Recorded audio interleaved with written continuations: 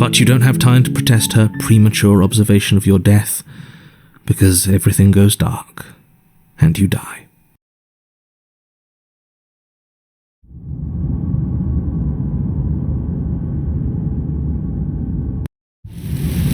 You're on a path in the That didn't work. We're going in with a plan this time. We're not getting stuck in another loop, just acting on instinct. We're stuck in a big enough loop as it is. Instinct was keeping us alive. Until it wasn't. So what are we supposed to do? Great, so you've been here before. That doesn't bode well. You're not supposed to have been here before. This is supposed to be one and done. So you know more than you're letting on. Yeah, what he said. Of course I do, but believe me, it's in your best interests. The more you know about the princess, the more difficult your task will be. Why is that? Having me explain why would defeat the whole purpose. There are simply some things I'm not allowed to tell you. It's a hard rule. Whose rule is it? Who's telling you to boss us around? We've died twice already, and if you want us to stay alive this time, it's in your best interests to give us an edge. It's my rule, and this conversation is over.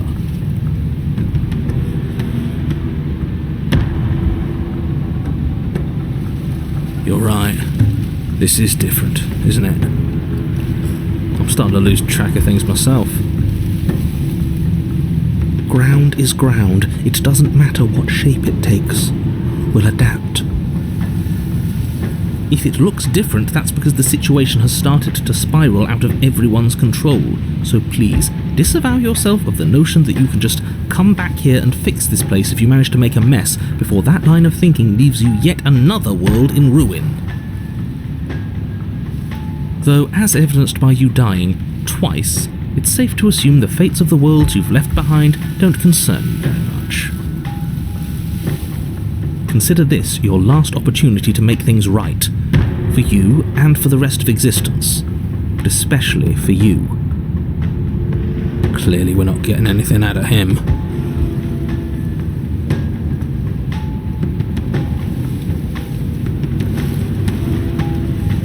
Like I said, I've told you as much as I can without putting you at a disadvantage. If anything, I've told you too much. You've already died by her hands twice. You shouldn't need much in the way of motivation.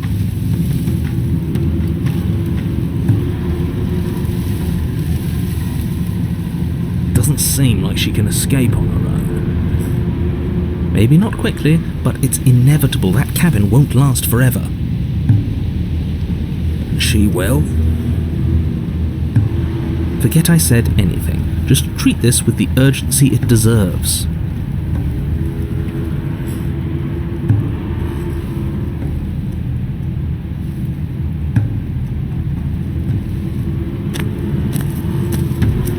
You make your way down to the cabin.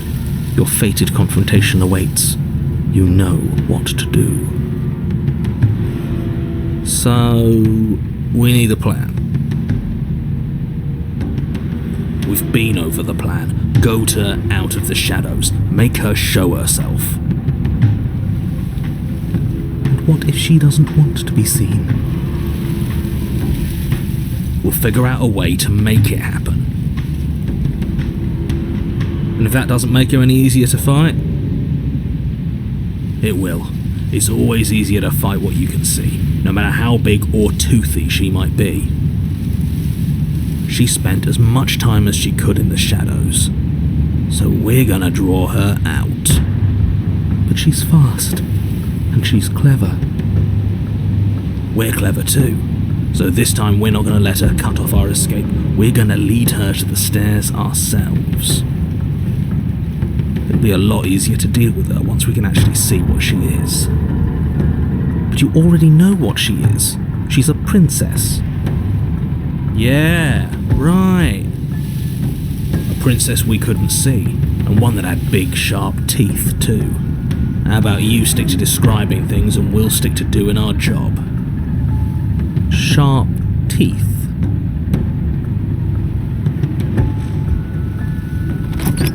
The interior is dark and overgrown. Vines and brush obscure so much of the place that, had you not seen the exterior, you might not have noticed this was a cabin at all.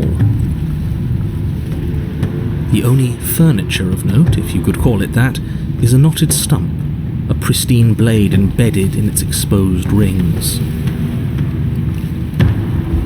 The blade is your implement. You'll need it if you're going to do this right. If there's a way forward, that mirror is blocking it off. What are you talking about? There is no mirror. There's just the stump and a narrow tunnel that leads to the basement. He isn't tricking us. Can you feel the wind? It's telling us there's a hole in that wall. Our eyes deceive us. Then either way, we need to investigate. Might as well get started.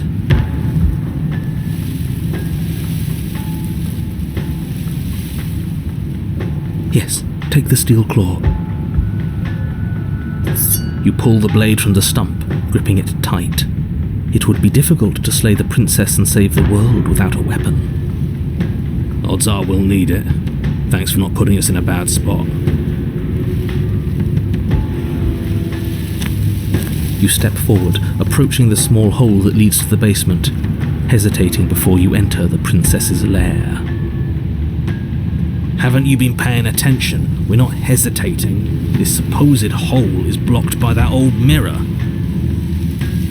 That mirror isn't part of this place. It's seeped through from somewhere else. It, if there even is an it, is a hallucination. Like you said, you've been here twice before. Your mind was bound to start playing tricks on you eventually. It's so grimy. Maybe we can wipe it clean and finally get a look at ourselves. You reach forward and wave your hand over the open hole leading to the basement. See? Nothing. Tricks of the eye. No one sense can be trusted on its own. You step forward into the darkness. If there were once stairs leading into the basement, there is nothing left to attest to their existence now. There is only a long tunnel of packed earth, growing more narrow as you descend. It smells of mould and decay. The damp walls leave streaks of dirt along your body as you're forced to hunch, then finally squat down on all fours in order to continue. If the princess lives here, slaying her is probably doing her a favour. As you crawl forward on hands and knees, you're met only with the sounds of ambient earth. No voice slinks confidently up the stairs, no entity threatens violence or pleads for safety. Stay quiet. Don't give her a sound.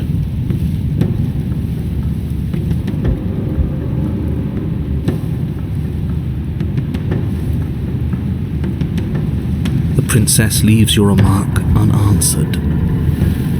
See, she knows. We have to be like her, focused, present, patient. I suppose it'll take a little more than words to coax her out. Let's keep going. You put the voices to the back of your mind and proceed down the stairs. The basement is dark and cavernous, a gaping maw threatening to swallow you whole. There is no light here, save for what little starlight has managed to filter down the tunnel. And though you can't see the vastness of the space, you can feel it. You're exposed. Stay on your toes. We take a step into the shadows, and as soon as she moves, we jump back, make her follow. From there, we trap her in the tunnel, draw her out of the cabin, whatever it takes to get her out of her element. Then we're safe.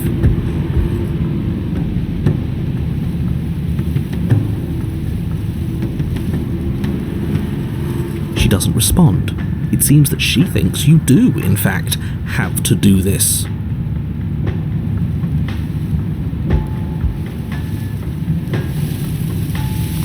You step into the shadows and are enveloped in total darkness. Your heart pounds in your chest, ears pricked, eyes wide despite the inky blackness, waiting for any sign of movement. That's right. Keep steady. Don't let your nerves get the better of you. There, she's about to strike. With the near silence of a determined predator, the princess erupts from the shadows. But you've already started your swift escape. That's stage 1. Now stay focused.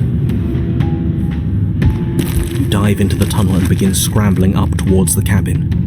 You hear her behind you, claws raking at the dirt, chains rattling, then snapping, breaths hot and heavy with the effort of the ascent. But the sounds are coming slower now, the breaths pained and stuttering. You no longer sense frantic motion behind you in the tunnel. You risk a glance.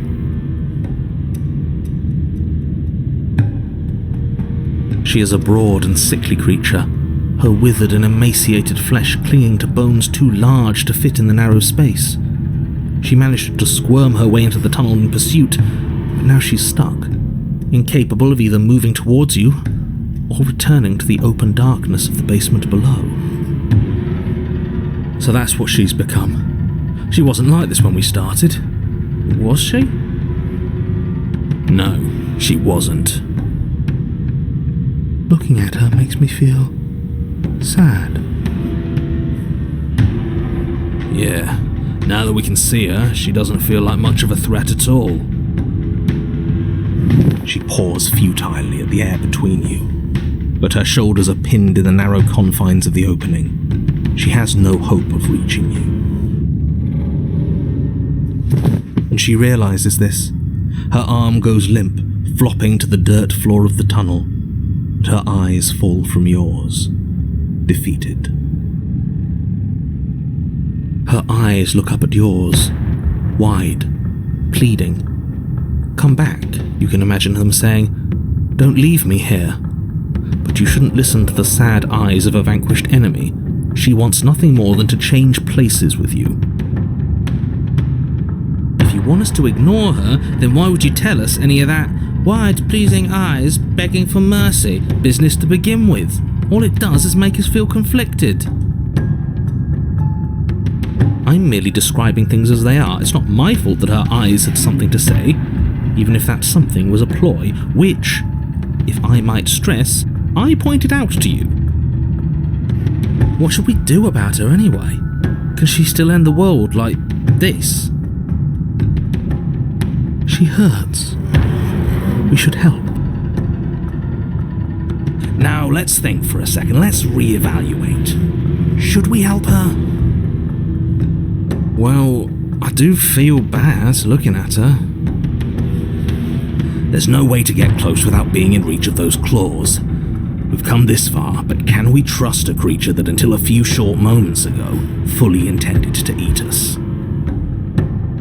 What an excellent question with an equally excellent answer. No, you should not help her. She's clearly just waiting for you to drop your guard. And beyond that, you do well to remember that she poses a threat to reality itself.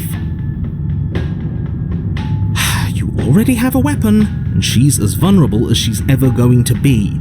How about you use it?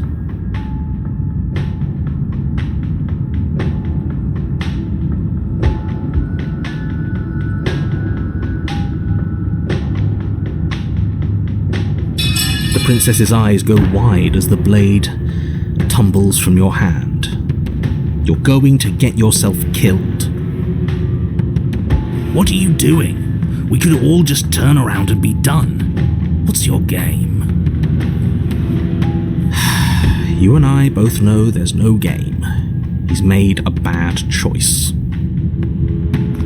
As you draw near, she readies her claws, raising them to strike.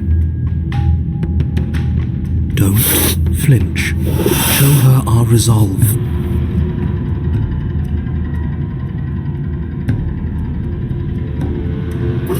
You reach forward, offering the princess your hand. How ridiculous. She was about to kill you. Do you really think getting stuck in a tunnel for less than a minute has fundamentally changed her?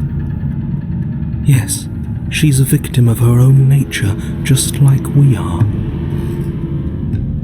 If all she wanted was to kill us, she'd have kept trying. But she's hesitating, isn't she?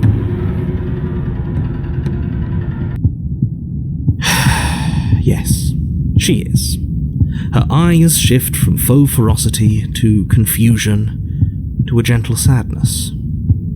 She lowers her claw and places it in your hand. Ugh. Do you think we can pull her out of there? We have to try. It's a bad death being stuck in place. And what if it doesn't work? What if we can't trust her? We have to trust someone else eventually.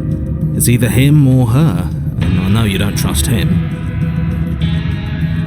I don't even trust the rest of you, but that doesn't mean we have to go around pulling bloodthirsty monsters out of perfectly good traps. But we haven't seen what happens if we help her. Doesn't that mean it's worth exploring? I can't argue with that. Alright, let's see what happens. Maybe we'll finally get some answers. You tug, but the princess remains stuck. What a shame that the bones of her massive form are too large to fit through the narrow tunnel. Keep pulling. All he has are empty words. He can't undermine us if we don't listen. You are all infuriating to work with. But fine, you continue to pull on the princess's arm and she starts to budge. She pushes with her back legs, clawing at the earth, a burst of strength aiding your efforts. The dirt and stone start to crumble around her. That's the spirit. Keep going. Yes, quickly, before the whole tunnel comes down on top of us. Yes, wouldn't that be an interesting development? What if the very nature of this tunnel was such that you were incapable of leaving safely with the princess? How devious. Does it collapse? Yes, it does. As you pull the princess free, the tunnel around you does exactly what you thought it might do. It falls apart. Trapped. No, we have to get out. We have to get out. It's too late to scramble for freedom now, little voice. You didn't think just pulling her out of there would be consequence-free, did you? Well, the ceiling collapses, heavy stones tumbling down on top of you and the princess, and I don't believe it. Let me guess. Everything goes dark, and we die. No, not yet. You open your eyes to see the princess, her body stretched over yours, her face wincing as she shields you from the heavy rocks and debris. There is space enough for you to move, at least for now. I'll be damned. So there's more to her after all. The pack is always stronger than the lone hunter. We save her, she saves us. She understands. Well, we can't keep saving each other forever. Her arms are already starting to give out, and there's a whole mountain of earth on top of her, just waiting to bury you both. We can always dig, both of us. It beats suffocating to death down here in the dark. Then let's do it.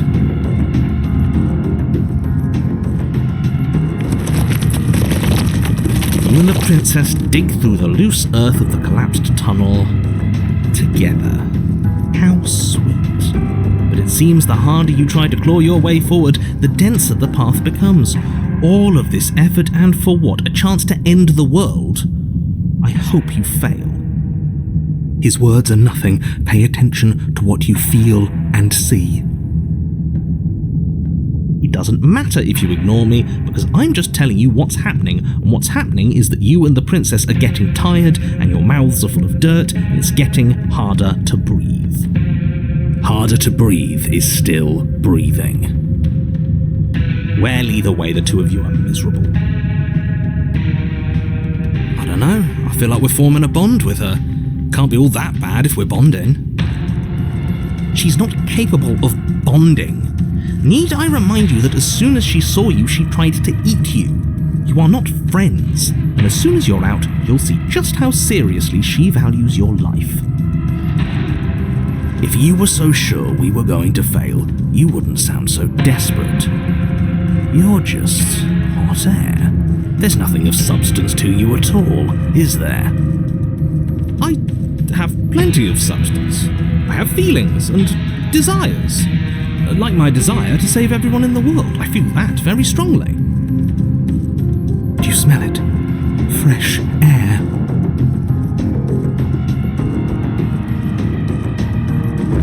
With one final massive heave of her body, the princess pushes her way out of the tunnel, leaving you behind in the quickly collapsing space you once shared.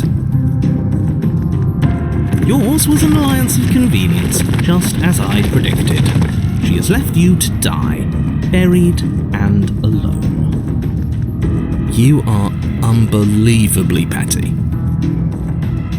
Oh, my pettiness is nothing compared to yours. You were delighting in my suffering and the damnation of the entire world just moments ago.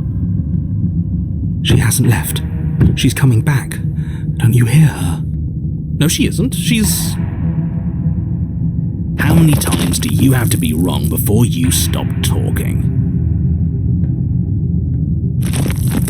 The princess stares down at you from the opening. Before the tunnel can finish sealing itself, she cranes her elongated neck and gently plucks you from the earth. She carries you across the half-collapsed ruin that was a cabin, carefully setting you down by the door.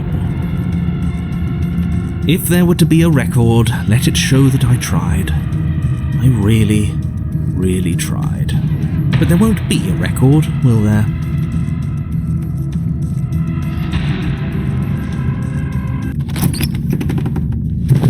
You open the door, the two of you stepping out into the fresh air and collapsing together onto the dewy grass of the outside world. Ha! We're outside, and there's ground beneath our feet. I don't see any oblivion. Admit it, there never was an end of the world coming, was there?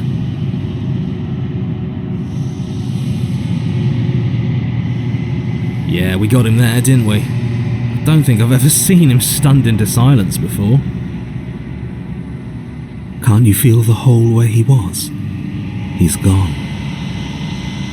Fancy that. I'm not sure gone is good.